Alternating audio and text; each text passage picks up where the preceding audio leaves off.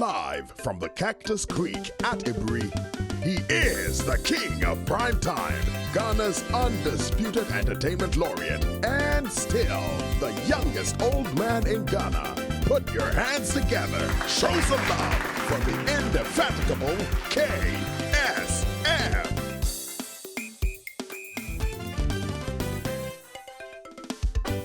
The KSM Show. Thank you. Thank you so much, man. Let me tell you a little bit about my guest who is coming in very, very soon, man. Number one, she has a degree in electric and electronic engineering. And by the way, when you're first class, man. Yeah. And also, just in case you didn't know, she is the first Ghanaian woman to have headed the multinational telecoms company in this country. Yeah. Yes. Nyeyo. Currently, as we speak, she is a managing director of one of the largest global financial services in this world, Morgan Stanley. Give me that, man. And many times she's been described as a thought leader. When she comes, I'll ask her about all these thought leader things. But in the meantime, show some love. Put your hands together for my dear friend, Lucy Quist.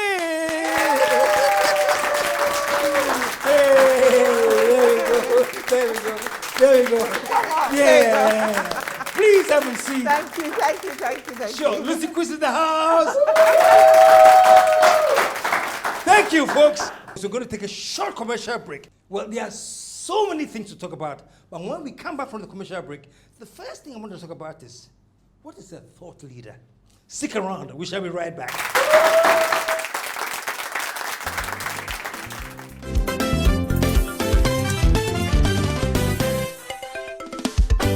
The KSM Show. You can freshen up at home and in your car. So, why insure just your car? Introducing Homeprehensive, a single insurance policy for both your car and home. Get Homeprehensive from Vanguard, because when it comes to insuring your car and home, boom preco.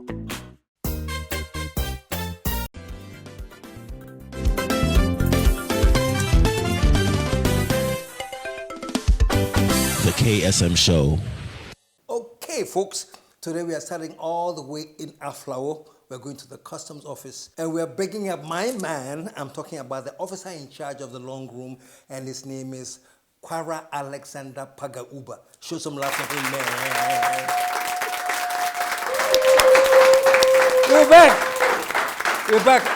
Thank you. And I'm extremely excited to do this show. You know, I was complaining once. I said, sometimes I'm looking for women who have the corporate structure to come and be my guest, but it's so hard to get to them. Always so busy or whatever the reason. You know, so I met my friend, Mr. Sam Jonah. He said, KSM, I can get them for you.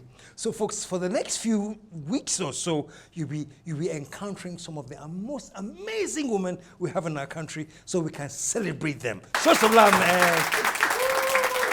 So today we're starting with Lucy Quist, and I introduced her so you know who she is. Lucy Quist, welcome to the show. Thank you so much. So glad to have you back. Once again, absolutely. Thank you. Yes. I remember we had you on, what, 6 years ago? It's been about 6 years. Time has flown by. Wow. For sure. Wow.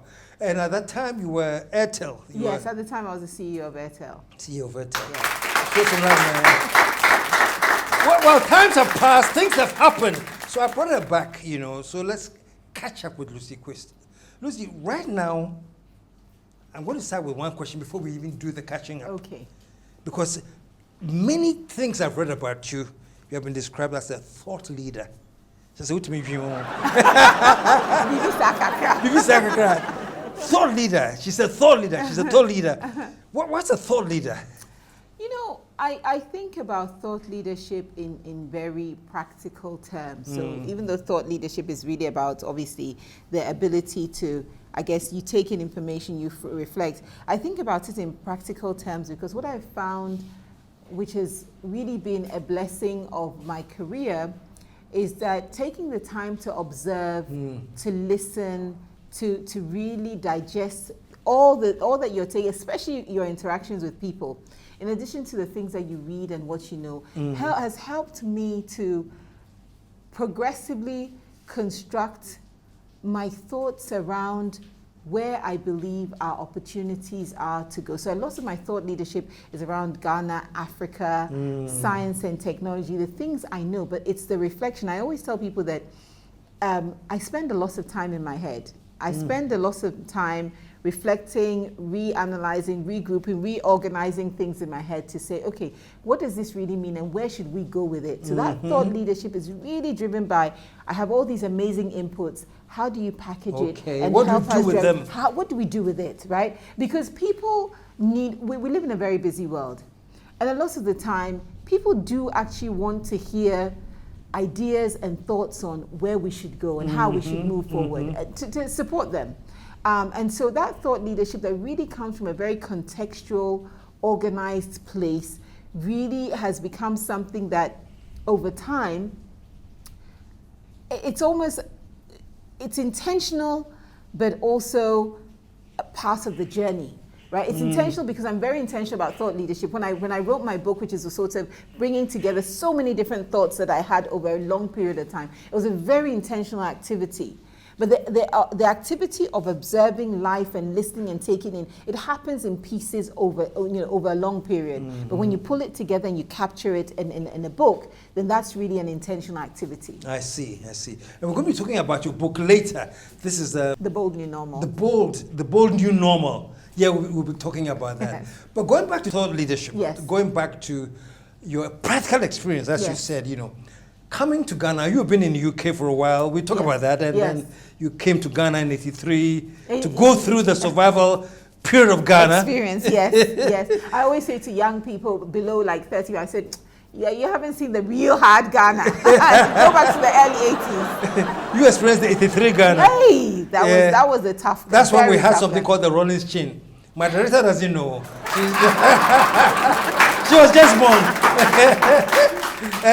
That's why there was so much hunger in Ghana. We call it the Rolling Chin. You went through all of that. But anyway, that's not what I want to ask you about. You did lots of studies in the UK. You got your education in the UK. You came to Ghana to work.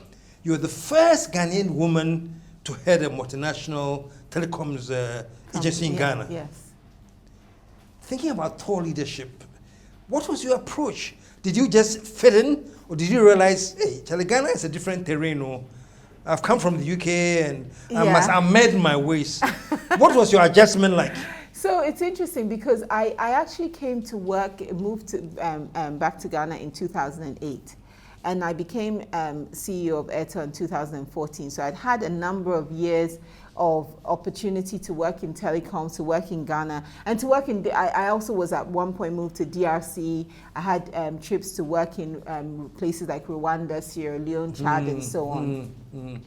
And so I think I had the benefit of those 6 years really allowing me as a leader to understand different people and different perspectives. So if I go back to the earliest time, 2008, when I joined the industry, I think the first 6 to 12 months were actually really challenging for me, because you sometimes you come with different perspectives, especially when you come from a different context.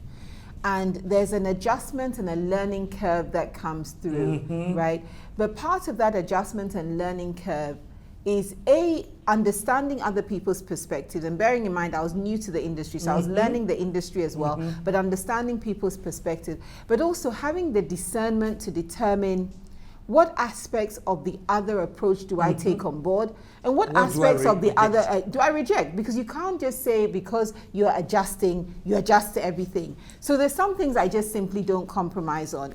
People still continue to sometimes find it surprising that I keep insisting on timeliness after all this time. But I really value productivity.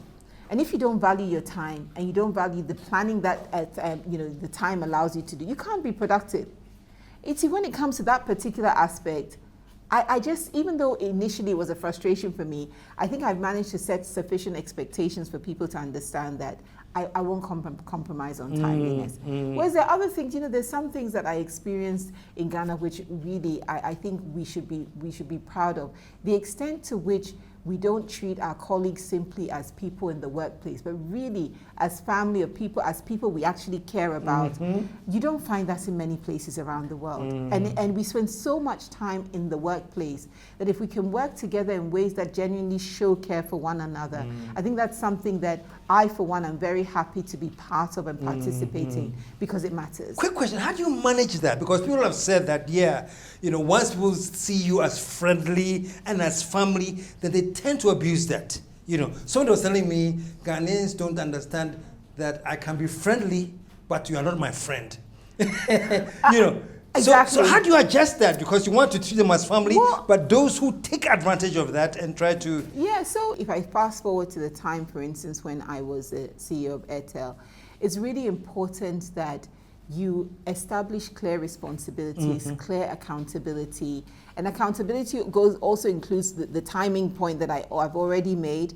And so you have to know a time when it's time to let our hair down and be in friendly mode. And it's that you have to know the time when we're in business mode. And many years ago, before I moved to Ghana, I was working in Portugal. It was when I was working for Ford Motor Company. And I remember as a young engineer, we messed up the team. I can't remember what we did wrong, but we messed up big time, royally, as you say. And the boss, who still is actually a good friend, and it's been many years, he calls us all into this meeting and he just lays into us and he blasts us and blasts. Because, you need to know that... What was the level of mess up? What did you guys do? It was something we were because in Portugal, I was working in manufacturing, so we were setting up the production lines for the plant. And I think it was something to do with the design translation into a production process. Because we take the designs and then you build a production line around the designs that you have. And I think we'd messed up a step in the production process, which costs a lot of money. So it's warranted that you get told off for causing, financial loss. Exactly. So he tells us off and he does this and he does that. And I'm like, oh gosh, we're in trouble. We're in big trouble. And then it's not, when he's in that telling off, it's not abusive. And that's the thing people need to know. You can give people feedback in a stern way. That is not personalized and abusive. But you're pointing out their mistakes in a very direct and straight manner that said, you got this wrong, you didn't do this right, this is the impact, this is what I'm not happy about, this is what you need to change. You have to be able to do that. And that doesn't take away from the friendliness. And I tell you what he did after he laid into us and we're all like, okay, we've read the Riot Act, we're going to have to get our act together. After we said it's lunchtime, let's go and get coffee. And I was stunned. Wow. I was like, all of that. I thought you just said we were really bad. And now you said we have to After all of that, I was like, can we have some coffee? And he's like, no, go. I've told you what I think, so you will go and correct your mistakes. But now we need to grab a coffee. That is gone. Let's move on. Yes. But you will do what I said. But in the meantime, it's not personal. We can still grab a coffee. But in Ghana, we take things personal. As I wanted in my time, we have any coffee. You captured it well. How do you deal with that when the culture, people just don't move on? They have to deal with having told them off for a while. Yeah, I think sometimes we can be a bit emotional, and we have to learn not to be. But as a leader, but again, your question is to me, it's not to other people.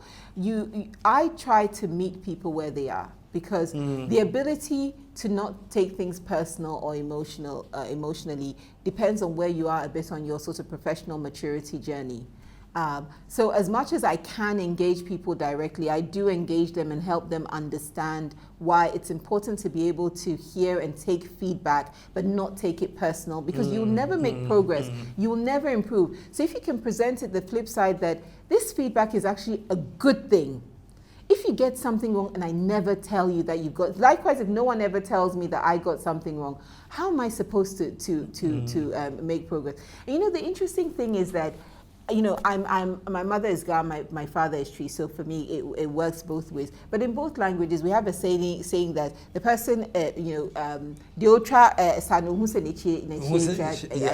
So that means that in our language, we're saying that you can be doing things, and if nobody gives you feedback, you won't recognize that you're getting it wrong. So why then do we flip to the workplace and take feedback personally? When in our own culture, we tell people that people will give you feedback so that you stay on the straight and narrow.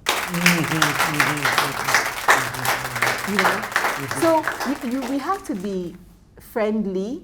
Not everyone will be your friend. Friendliness means respecting people, treating them politely, engaging them appropriately, setting expectations, giving them you really want them to be successful.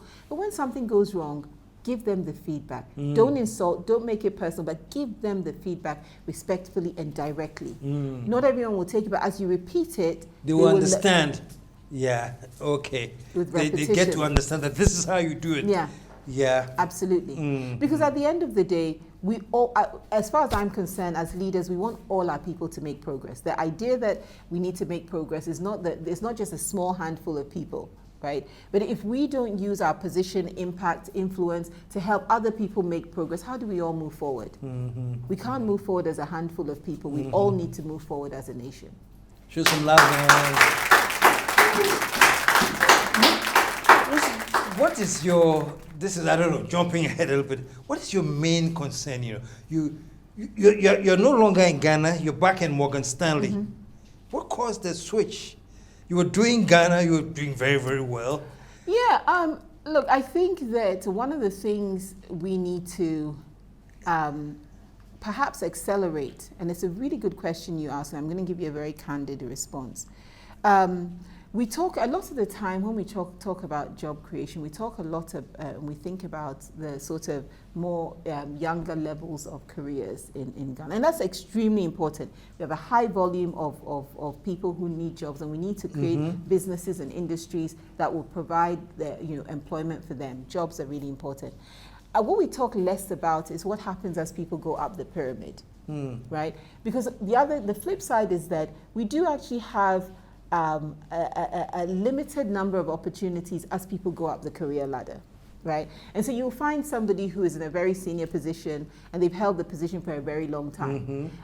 And part of it is because where do you want them to go from there, right? So for me, after leaving Airtel, after having the brilliant opportunity of working as part of the normalization committee, writing a book and all these other things, when you look around and you start to think about opportunities, then you start to think, where in the world? So for me, it's been a blessing to have the opportunity to demonstrate that as Ghanaian professionals, we have currency in other parts of the world, very important, but also a recognition of the fact that sometimes careers come in swings and roundabouts, and sometimes your next opportunity is not in the market space that you expect. Maybe that market space has opportunity for someone else, but it's not you, and that's not a bad thing.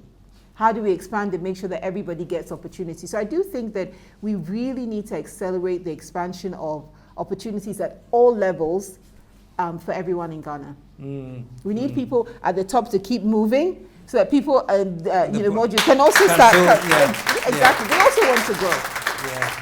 It's been a problem, especially in Ghana.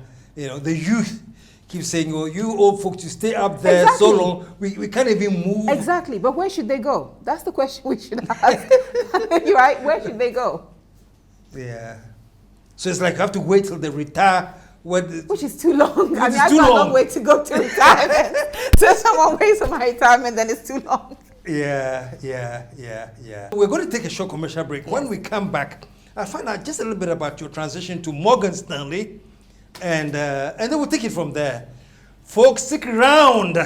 We're doing this series. We're trying to capture the thoughts and the philosophies of our Ghanaian women on the corporate level. And by the way, this series is being produced by my good friend Stan Jonah.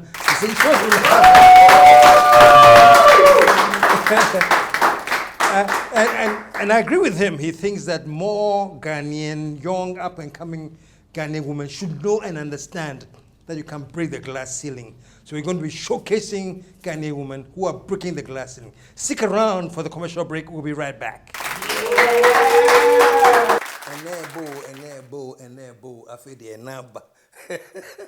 Folks, on Sunday, finally, is Mother's Day. And this is a day that we're going to celebrate and show some love to our mothers. I told you last week, you're either a mother or you are mothering somebody. Whatever it is, Sunday is your day. We're having a fantastic buffet at the Cactus Creek. Sunday is Mother's Day. Come and show your love to your mom.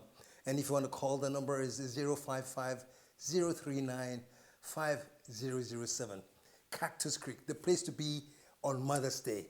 And I'm looking forward to seeing all of you there. Listen, for the best of customer service and on-time departure, the name is Passionaire. Now, folks, you know Passionaire used to be doing Accra to Wa, starting on the 17th of May. Check this out. They're going to do 3 cities combined: Accra, Kumasi, and Wa. Then back to Kumasi and Accra. 3 cities combined, starting from the 17th of May. In the meantime, make sure you get your seats booked for Passion Air, and they have increased their flights, and the number to reach them is 0800 221 221. That's their toll-free hotline. Again, 0800 221 221. You can enjoy your coffee at home and in your car. So, why insure just your car? Introducing Homeprehensive, a single insurance policy for both your car and home. Get Homeprehensive from Vanguard, because when it comes to insuring your car and home, for boom preko.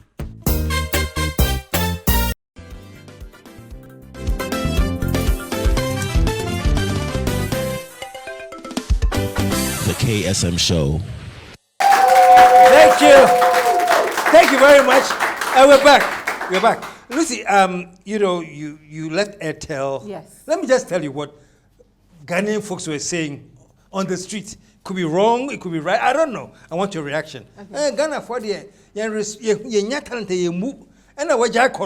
you know, it's like we didn't give you the value that you deserved and what you've earned. Someone's more penal. So she's like the Morgan Stanley. So from your own lips, was it that kind of exit that you didn't feel appreciated enough, or you just saw a bigger opportunity to showcase your talents? Look, first of all, I really give God all the glory, and I don't say that sort of as a throwaway statement, because I believe I'm a very intentional person. I make plans and I try and see them through. But the way life actually turns out and twists and turns, you have to always sit back and say, wow, there must be somebody else orchestrating this, because even with my best intentions, I always feel that the outcome turns out better than what I would have dreamed to be possible. So I think, Airtel and Morgan Stanley are two very, separate experiences. And I left Airtel in 2017. I started Morgan Stanley in 2019. And I'm very happy to share with people sort of what was going on in my mind. So I had been at Airtel for 3.5 years by the time I left. Running the company as a CEO with a brilliant team of people. At the time, we did a merger. In every merger situation, when 2 companies come together, one of the heads stays, and I wasn't the head who stayed. So it was really a natural break point to say that at this point in time, it was time for me to move on. And this was in October 2017. So when I left, interestingly, and I remember in the run-up, a lot of my friends and other professionals, like, you should be looking at the next thing to do, and actually what was going on in my head personally was that, no, I need to pause. Because I've worked for a very long time. I started my career at 19, right out of secondary school, even before I went to university, and I was working all the time. I was in university in the automotive industry. And I thought to myself that actually the first thing I need to do is pause. So I left in October 2017, and I literally said to myself, do nothing for the rest of the year. Do you know how hard it is for somebody who's used to working to do nothing? The first couple of days, you'll be like, oh, this is nice. It's nice that I don't have to rush to work. But after a week or two, you're thinking, like, what hey, am I doing? Yeah. Right? But it was a really important time to decompress and reset my mind and my thinking. Then the next year, beginning of 2018, literally, and I'm sharing this so that people, I like to share some of the thought process. Sure, You said sure. thought leader. So these are my thought process. I'm very intentional in my thought, my thought life. I pulled out a flip chart, literally at my home, pulled out a flip chart, blank sheet of paper, and said, okay, Lucy, 2018, what are we going to do? you know, and some of the things I wrote there were things like write a book. The book, yeah. I wrote things like, you know, I had the opportunity to speak in various places in the world. I haven't had the opportunity to speak in North America at all. So I wrote, you know, speaking opportunity in North America and a couple of other things. But the interesting thing is that I also wrote Start a Business, because I said to myself, my criteria, or actually I had one criterion for the things I wrote on the sheet. I said, Lucy, what are the things you're going to regret never even trying? Forget whether you succeed at doing them or not. You didn't even try. But never trying in your lifetime. At the end of your life, what are the things, now that you have this time, what are the things you're going to regret never trying? So that's why I wrote those top 3 things. Write a book, start a business, and speak in North America. North America, the speaking part was probably 3rd down the list. The book was really important. So I set about 2018 doing that. And writing books, even though I had a lot of material, actually turns out it's a lot of work, because it ended up taking a year. That's another story. I did start a business, so I got through the experience of how setting up your own business from scratch works, which is great, learning that in the context of Ghana. And I also got invited to speak at McGill University in Canada. Again, out of the blue. Sometimes you do need to put out there what you want. The interesting thing is that all of these things I wrote at the beginning of 2018. I worked through them in 2018. Every single one of them came to fruition at the beginning of 2019. So you still have to do the work. Just because you wrote something down doesn't make it happen. Yeah. And as many people watching and listening to us know, 2018 was also the year that I was invited to be the vice president of the Normalization Committee. Again, it wasn't on my to-do on the list because I couldn't have thought of that. But having that time and being open in that time meant that when such an opportunity came up, I could actually participate and really create value, you know, for the country outside of the corporate world, which I really treasure. And you know, the long and short of my 2018 experience is that it really taught me that as individuals, we have a lot more to offer than sometimes we give ourselves credit for. And we think of ourselves too often in a very narrow context of maybe our corporate job, our families, and so on. All of these things I've just highlighted, there's no way I would have had the opportunity to do them while I was at ETA. I just didn't have the time. So it was a really good year of growth and really learning firsthand in practical terms that I can actually do more than you know, I think I can do. Now, along the line, through these experiences, I also started looking at what do I want to do next? Now that I've done the things that, you know, some people call it a bucket list. It's not a bucket list as in I traveled around, but it was really things I wanted to do. I started sort of, you know, engaging my network, saying, okay, now I need to look at, you know, my next steps and so on.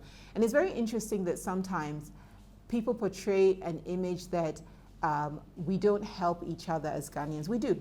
We actually help each other more than we give ourselves credit for, but we help people on the basis of knowing them and knowing their credibility, because at the end of the day, before you recommend somebody for anything or you introduce somebody, you know there's an element of your personal credibility that you put on the line.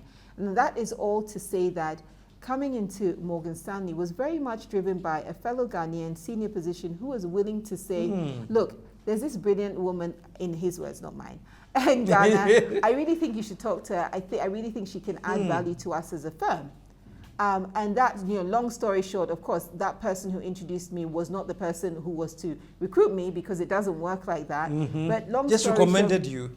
recommended me, got me into meeting all these brilliant people who all like, no, you really do have to come and work with us. And the rest, as they say, is history. And literally that's how it happened. Right? So it's important. It's important that people know what you stand for, what you bring to the table. No one is going to put their professional capital on the line if they're afraid that we're going to nimasi, as we say in Ghana, right? You don't want someone to embarrass you when you've really spoken up for them. But then once they introduce you, the rest is up to you. You have got to make it happen. You have got to meet the people, demonstrate what skills you have, where you can add value, what you can do, why they should have. All that is then on you. Yeah. And so for me, that's how. So I didn't sort of just leave ETA and then jump into Morgan Stanley. There was a whole journey of discovery and growth, and really recognizing that actually the timing is right to take on this new opportunity. Show some love, man. Wow. Just say, right now some other major big multinational telecoms company calls you, they want you back. Will you pack and come back? So the thing about opportunities is that it depends on the nature of the opportunity. Okay. So I never say no to things. I always evaluation first. Now, the interesting thing about my evaluation process, which very soon I'll have to change some of my criteria. One of the things I really look at as well is that how is this an opportunity that's good for my family? And I'm not just talking about reward. That's not what I'm talking about. But will the whole setup and lifestyle allow me to do the things I want to do with my family? Now, in fairness, it's been extremely valued over the years. Now, my youngest is 16, so I'm very soon losing, the reason to make them, a criterion. But absolutely, never say no to any opportunity. It could be telecoms, it could be anything.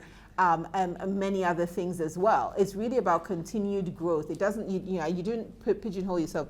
I've worked in the automotive industry. I always tell people that I'm on pretty much my third career because I grew up in the automotive industry quite literally for a decade. I spent almost another decade in telecoms. I'm in financial services now, which I'd done a 2-year stint before. I've done 3 years now, so really it's another 5 years that I've done in in financial services. Let me break in just for a quick second here. Your background is in electronic engineering. Electrical and electronic engineering. Yeah, and then you are in financial services, telecoms, automobile. Yeah.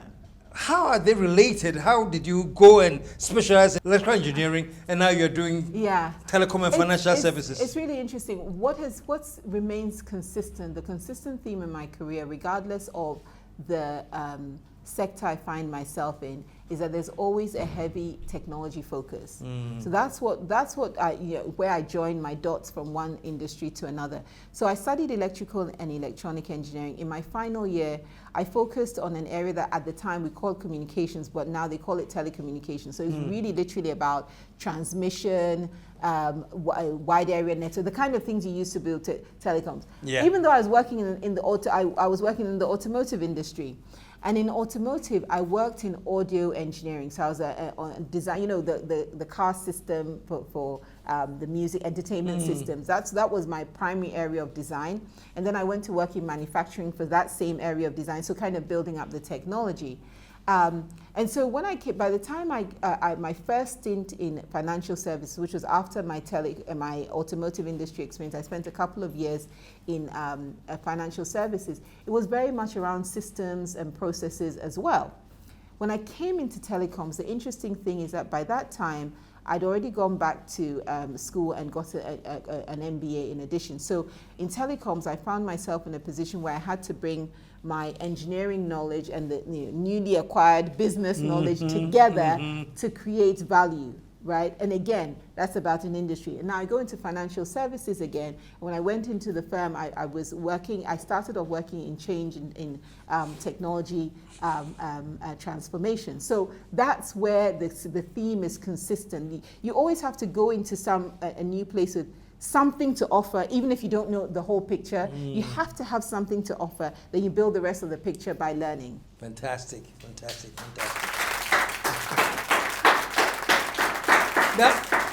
Now, I'm particularly interested in young, I'm sorry to say, young ladies watching you, young women watching you, because part of this series is also to educate women to have the feeling that glass ceiling can be broken. Yeah. For all those young ladies watching you now, seeing Lucy Quist, having gone through all these, what kind of message do you have for them? What are the key things they should have to be able to progress? And so the first thing I'd say is actually relatively basic, but we probably don't focus on it as much. We have become sometimes too used to defining ourselves by our gender. Yes, your gender is one of the most visible things about you, right? But your gender isn't the only thing you are. And so if you encapsulate yourself and only think about yourself and a gender, then you then respond to this gender does this gender does that. The first thing you have to recognize is that the whole of you is more than your gender, right? So what are all the other things? Your interests, your passions, your abilities, your intellect, your drive, all these other things are also part of you, not just your gender. You know, when you're writing an exam paper, it doesn't say, oh, the girl should write it like this and the boy should write it like this. It's an exam paper, everybody should write. So the first thing I would say is that don't define all of your achievement or what you want to do in life around purely your gender. There's more to you. Gender is one thing, add other things. Think about yourself more broadly than that. The second thing I would say is, and this goes to the again, thought leadership and the way I think. I like to challenge norms, which is why the book is called The Bold New Normal. Yeah. And so we have norms that say, women can only do X, or when we talk about glass ceilings, it's because a woman hasn't done X, Y, or Z before. Interestingly, when I was offered the role as a CEO of Airtel, because of the way I think of myself, not purely in terms of gender, I thought what matters most is experience and being able to demonstrate that you have the experience. And so my translation in my mind, if you ask me what was the one thing you were worried about, I was worried that people would say I was too young. Not once did it occur to me that people would focus on the fact that I'm a woman. Even though there hadn't been another Ghanaian woman, that wasn't my primary thought. You were more concerned about your age. Yes, because I thought if people use age as a proxy for experience, right? And if they don't know you and they don't know your journey, that's so. I was actually surprised that in the media, the focus was so much on gender. Nobody ever talked about age, nobody. And I think that it's important that my point number 2 is don't think about the limitations of gender, which is, oh, another woman hasn't done this job before, what do I do? I wasn't thinking about that. I was thinking about, will they say, will they ask me, have I done enough to get this job? So the second point is don't think about those ceilings. The third thing and last point I would say is that you really need to set visions and goals. You need to be intentional. I didn't get to that role just by, just one fine morning, someone says, oh, we need somebody, or there's somebody there, let's pick. I was very intentional. I had bosses who I had told my ambition was I wanted to become a telecom CEO. They were mature enough to, in some cases, to say, these are the things you need to do. I had one boss in particular who actually sat me down, our earlier conversation about feedback. In as much as I had my first class degree, my MBA, my blah, blah, blah, all the things you can say, he still sat me down and said, okay, Lucy, here are the 8 things I believe that a company needs to see you demonstrate before you can be made a CEO. He said to me, when I look at you, you tick maybe 4 or 5 boxes. This was a number of years before Airtel happened. So now, if you're willing, I can help you find ways to cover the gaps that you have, so that the day the opportunity comes, you're ready. Literally, that's what happened. And he's still a good friend of mine, But it's being open to somebody telling you, you're good, but you know what, there's more. Where you want to go to, there's some gap. And so we have this attitude of having visions where you're willing to do a gap analysis. You're willing to do the work to close your gaps, to continue to make that process. You're not going to break a ceiling just because you're a woman. Oh, they wanted a woman. It doesn't work like that. Skills, ability are still required. Every company still wants a return on their investment. This is not a charity situation. So you better be able to do the job when it counts. Fantastic. So it's not just a quota thing. No. You're there because you're qualified and you're going to add value to that position. Exactly. Not that we need a woman to come Exactly. Yeah, I hear you. Show some love, man. And your book, I can't let you go without talking about the book. The Bold New Normal? Yes. Yes.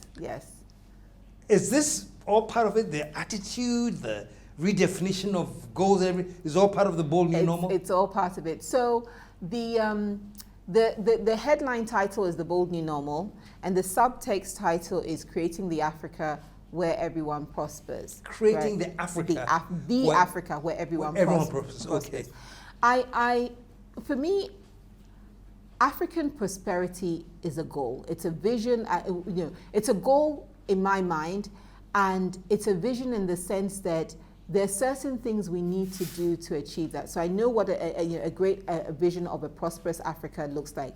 And prosperity comes from an individual having the opportunity to self-actualize. At the end of the day, if people can self-actualize, they prosper.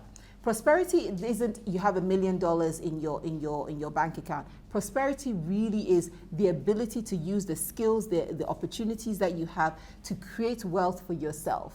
And different people will create different amounts of wealth. But when you don't have the opportunity to start with, when you're born and your healthcare is a challenge, when you're born and the school you go to is a challenge, when you're born and the job you're going to get is a challenge, then it means that whatever is inside of you, for many people, never has the opportunity to come out because those building blocks are not there. So prosperity is how do I prosper? So that is a subtext title that I put there.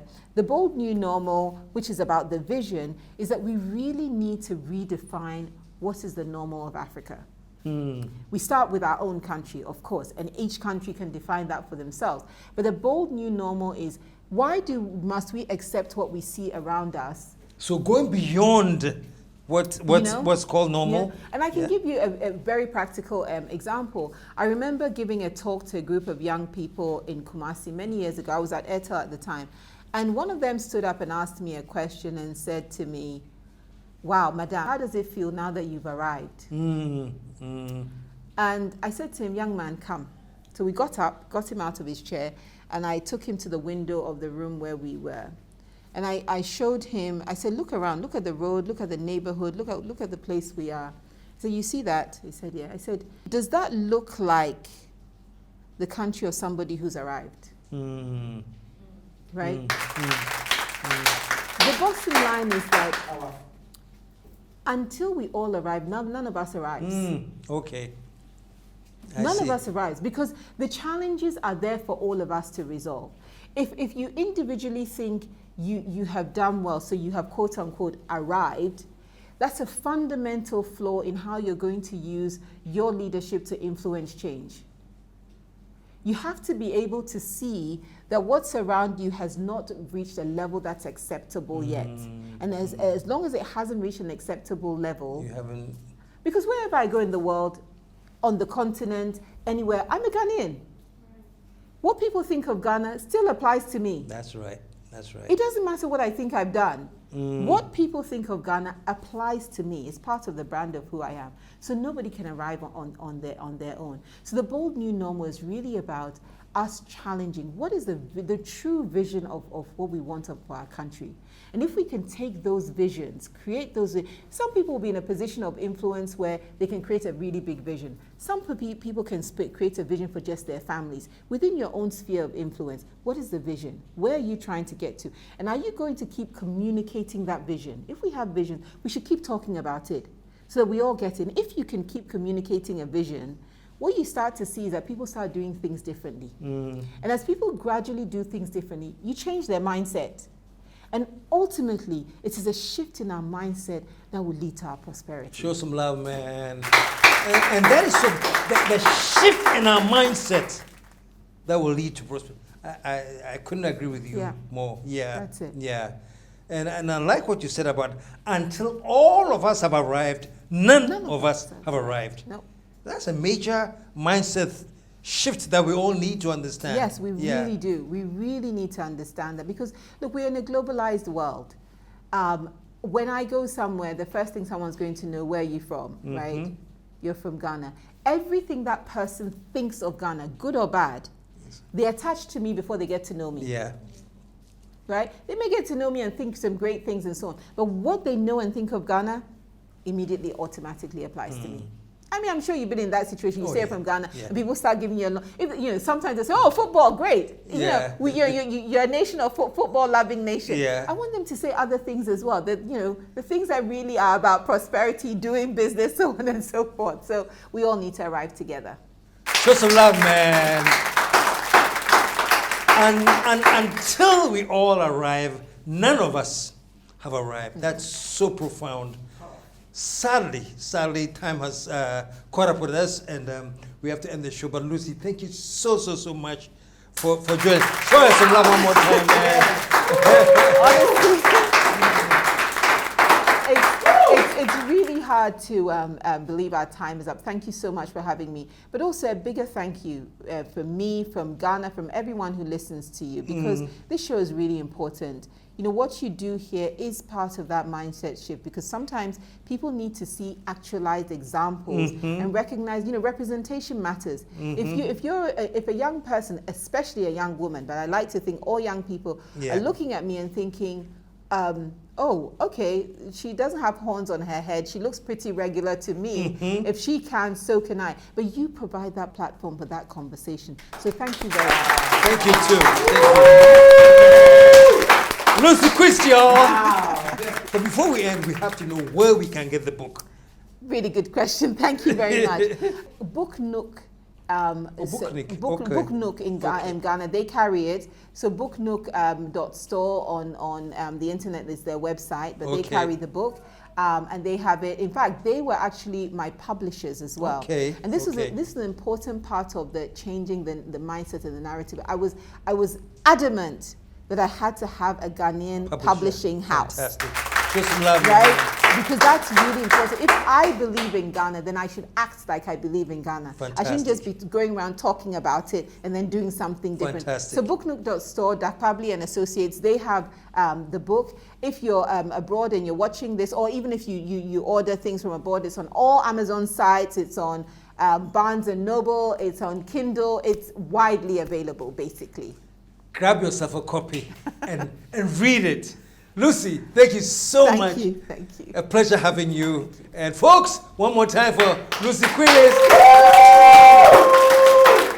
Yeah! Fantastic. So until we come back next week, as I told you, we're going to be focusing more on women like her, who are creating the new normal. We'll be back next week. Thank you. Thank you.